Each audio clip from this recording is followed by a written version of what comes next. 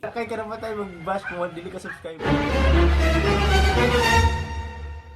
Hello mga libakeros, libakeras. Malibak ka sa mga picture. Libak sa picture sa mga Facebook friends.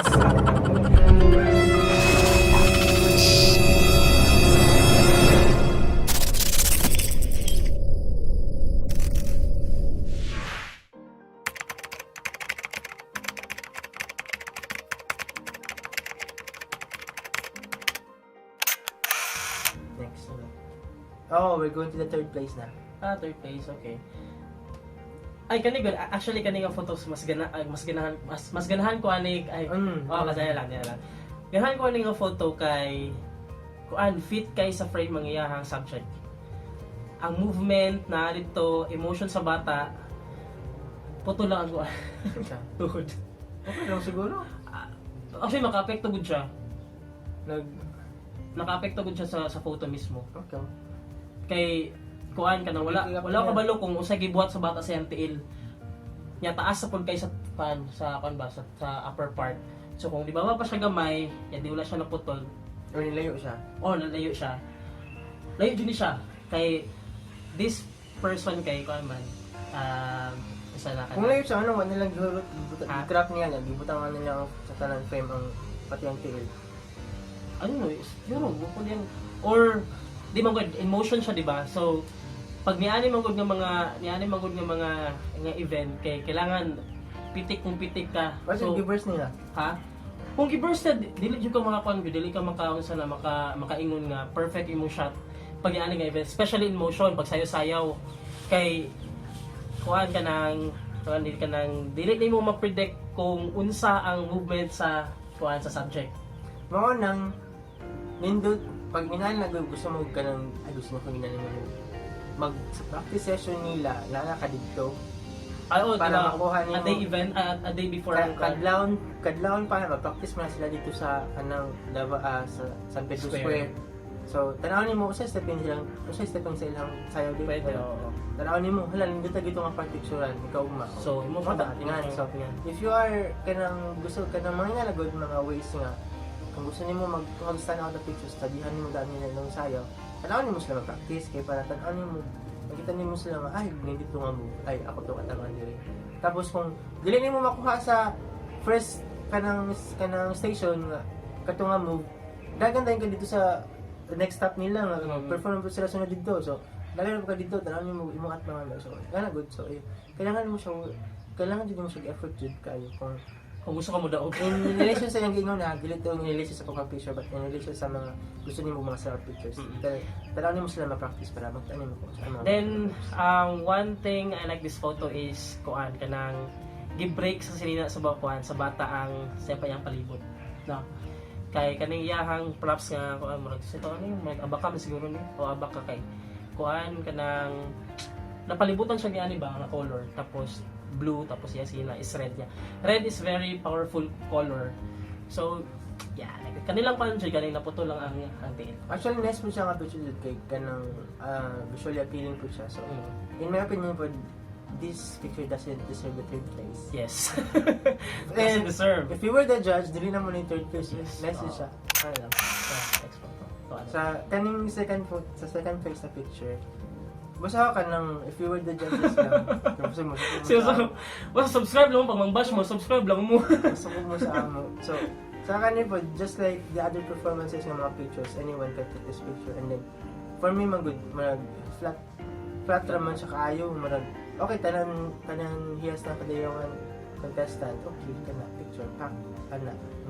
And so, what made it outstanding? Ang uban may kay nakompleto man gud among alam mo kompleto man jud na sila kay pageant man Pageant man siya sa so culture. sila sa tanang stage so Actually, mapod akong thought na ko. Maybe ang judge kay ni nagunaw na nga.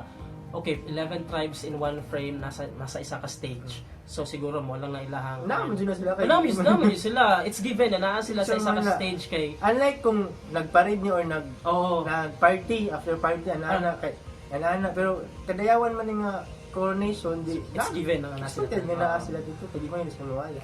Ang kwan lang siguro ang lights pod nga gikan sa likod ba. Kailangan pong magtanaw sila. Ala kanina tayo nag ang lighting. So, kay for naka-violetan na then naka-yellow Yellow sa center. and then ang mga Mga audience tao, nag-picture. But then It's given. kanang wala ko tanaw kaning sa kuang ayo ko sukuha basta kaning kay wala ko nagtanaw live sa TV o nagtanaw ka ng nag-live stream ko sa Facebook. Katong concert diba siya? Tapos gi screenshot lang. So flat ra kay para sa kuha. If I were the judge. Yes. So yes, kato mo to kung tot ganina. First kita na ko yung photo tong gi-post ni sa Hulagway sa City Government of Davao. Kay it could be ang sa judges 11 tribes in one frame in one stage. So pero tong paingon niya nga it's given na medyo siya 11 tribes in one stage kay contest man siya, beauty contest man siya. So hindi pa niya akong ingon di ba? yeah, gusto lang akong gingon yung copy paste. So next photo. Kay gingon na ako sa iya pagkuan pa lang tong sana. Actually kaning babae dire kay nasa to nga is kay kailan na mo ni or I don't bias kayo. ang naalala sa photo ang kani siya is mama siya sa akong schoolmate which is classmate sa akong mga diba? ang so kanang babae class mo si Mamangho Dili. Ang mama niya ang kuan ba shout out ko kay Cinderella. Cinder Jan anak mo siguro yapon sila, not sure kung anak niya. Sa ba to yung usa ng babae? Ang kaning babae kay mama sa classmates sa Kumangon. Schoolmate na nimo. Para sa school. Yeah, schoolmate po na ko siya karon sa college. Sige. Balik ka sa photo. This photo is brought to you by Krispy Kreme. Atik lang. So yeah, this photo is actually pinaka-powerful nga photo among the entries or the runner-ups and the winners sa karon Hulagway. First nga gipost ni a week before ang judging to submission of entries na kay friend mo na to. Dili siya bias. First photo nga ato nga gipost ni nga picture for submission of entries is kani ang kuan na caught sa akong attention. It's because it's a very it's a very powerful photo kay 3 generation in one frame. Storytelling is there. It's 101%. Nice kay siya. Then the kaning leading lines sa kaning gihabi sa tigulang padulong sa subject para ito. Padulong sa iyaha. So it means nga kanang ang photo is ang intended niya nga intended sa photographer nga mapadulong sa subject ang attention. So kaning tigulang naghabi tapos kaning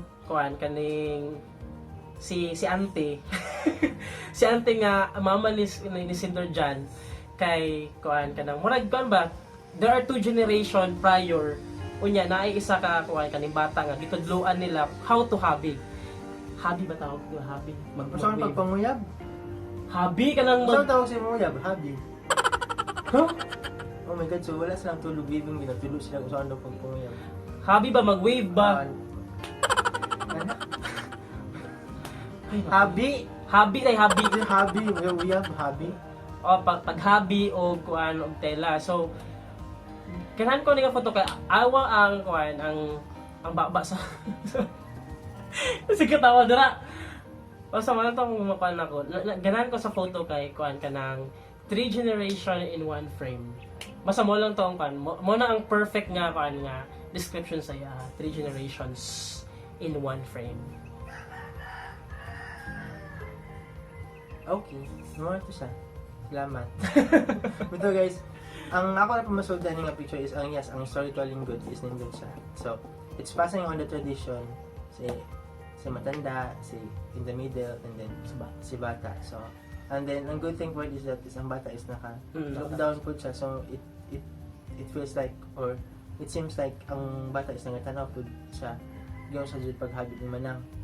So, it's a good thing sa storytelling pa lang daan mo masabtan na niyo mong ka na sa picture. And then I think si CJ mo gud ang picture which is karang kauban po namo sa DPP.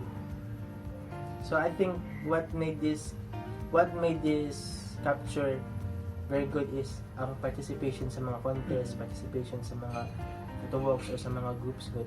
Like, it imagine, ako ma-feel na ko nga mga pictures ni Jay dati kay di man yung nani. So ma-feel na ko nga ang improvement sa captures niya is nagikan sa mga experiences Oo. niya sa Kay pag-appeal og mga lain-laing group sa Facebook. si Sir Jay, first mga photos niya sa group is mga still life, di ba? Mga still life ang kuan iyang gina. And then kuan pod, if it's your time din. Mm. Kanang kung tagaan di kag lucky shot nga in ani. Maski wala mo tuyo nga ano ka nindot mo lang timingan jud nimo. Karag na sa mga. So also congratulations ako dili ko makipaglayas nga kanina. Kaya Okay. daw. Sa tanan nato nga na kuan to ganina is complete storytelling is kani good. So na kani ang naay kumbaga has the kanang complete set kung unsa ang purpose nganong nakidiyawat. It's to celebrate tradition sa people and to pass on to the next generation kung unsa pang mga nasa culture. That's it. Yes. Hopefully na ganahan mo wa mo na pungot. Wag mo lang pumunta sa mga nag-kuan Labi na tagiya sa mga pictures. Oo. So, kanang if we were the judges mo ginaman sa pictures ninyo, but then the final results and dili na siya mababahoy pa. Hindi So, siya maka-apekto sa congratulations yun sa tanan nga nakadaog. And hopefully man kung makakita ang mga taga City Tourism or ang Davao aning among reaction, hopefully next time clear na to kung kinsa ang mujudge sa tuang mga pictures para ato mga photographers dili malibog kung kinsa man ang kisa ilang like case. piso. Yes kay. Dili man ni kanang pool nga okay Davao News na aming mga judge na diri ang mga pictures nga kung kisay top vote ninyo top likes mo daog. So kakatis kabalo sila nga ang madam people ilang i-place pero kani kay naman judges sa specific, so at least the contestants will know kung who are they. Okay? And then sa next time po dun ta ang theme maklaro na to kung sa may theme na to sa contest na to. It's either theme ba ang katong per category or na specific theme nga team nga para sa kung sa may mayawan. kuha, di ba? Kung napansin ninyo lahi-lahi tanan ang storytelling sa mga kanang mga nasubmit na entries o sa mga nadaog. So nasa like kanya-kanya ana-ana. So wala sila na isa